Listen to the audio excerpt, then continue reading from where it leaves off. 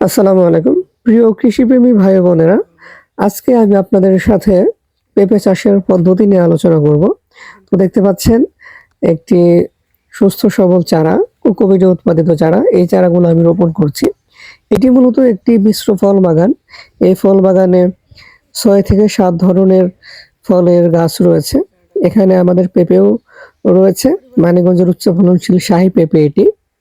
তো আমরা এই পেঁপেগুলো সাধারণত 6 ফিট দূরে দূরে রোপণ করে থাকি।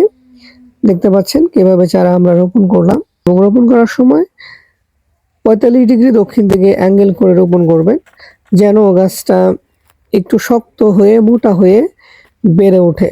আমাদের এই চারাটা একটু ছোট হওয়াতে আমরা অ্যাঙ্গেল করছি না, আমরা সোজাই রোপণ করছি। গাছের চারাটা ছোট হলেও গাছ রোপণ উপযোগী হয়ে গেছে, প্রচুর শিকড় হয়েছে, যেটা আপনারা দেখতে পেয়েছেন। পেঁপে চাষের ক্ষেত্রে জমি চাষের সময় রাসায়নিক সার দেওয়ার কোনো দরকার নেই। প্রচুর পরিমাণ যদি জৈব সার দিতে পারেন তাহলে দিবেন। জৈব সার যদি দেন তাহলে 7 থেকে 10 দিন পরে চারা রোপণ করবেন। এক্ষেত্রে রাসায়নিক সার কোনোভাবেই দিবেন না। চারা রোপণ করার 12 থেকে 15 দিন পরে আপনারা রিং করে সার দিবেন। এক্ষেত্রে সারের পরিমাণ হবে 50 থেকে 60 গ্রাম। পেঁপে চারা রোপণ করার পরে গোড়ায় পানি দিতে হবে। এক্ষেত্রে যদি পানির সাথে ছত্রাকনাশক দেওয়া যায় সবচেয়ে ভালো হয়। কার্বেন্ডাজিম গ্রুপের ছত্রাকনাশক পানিতে মিশিয়ে গাছের গোড়ায় গোড়ায় দিয়ে দিবেন। চারা রোপণ করার 12 থেকে 15 দিনের মধ্যে আপনারা প্রথমবার সার প্রয়োগ করবেন।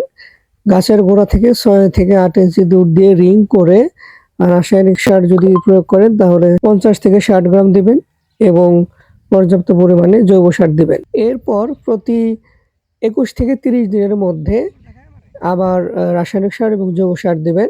এটা কন্টিনিউয়াসলি চলবে, যতদিন গাছ বেঁচে থাকবে ততদিন। এই 1 মাস পর পর আপনারা নিয়মিতভাবে সার দিয়ে যাবেন ইনশাআল্লাহ। পেঁপে চাষের ক্ষেত্রে যত বেশি জৈব সার দিবেন গাছ তত বেশি হেলদি, স্বাস্থ্যবান হবে, গাছ তত বেশি আপনাকে ফল দেবে। তবে অবশ্যই খেয়াল রাখবেন, পচা গোবর ছাড়া তাজা গোবর যেন আপনারা ব্যবহার না করেন।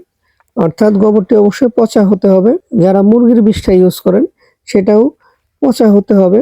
নতুন কোনো গোবর বা নতুন জৈব সার যেটাতে গ্যাস হওয়ার সম্ভাবনা রয়েছে এরকম সার দিবেন না। পেঁপে চাষের ক্ষেত্রে আপনারা 15 দিন পর পর একটি ছত্রাকনাশক, একটি সাদা মাছি নাশক, একটি মাকড় নাশক, এই 3টি ওষুধ নিয়মিতভাবে 15 দিন পর পর স্প্রে করবেন। পেঁপে চাষের ক্ষেত্রে আরেকটি সবচেয়ে গুরুত্বপূর্ণ একটা বিষয় খেয়াল রাখবেন, সেটা হচ্ছে পানি দেওয়ার সময় পানি যেন অতিরিক্ত বেশি না হয়ে যায়, যেন গাছ মারা না যায়।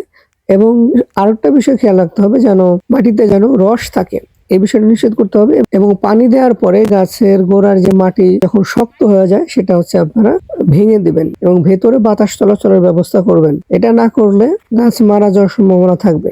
তো আজকে এ পর্যন্তই। সকলে সুস্বাস্থ্য কামনা করে শেষ করছি। আসসালামু আলাইকুম ওয়া রাহমাতুল্লাহ।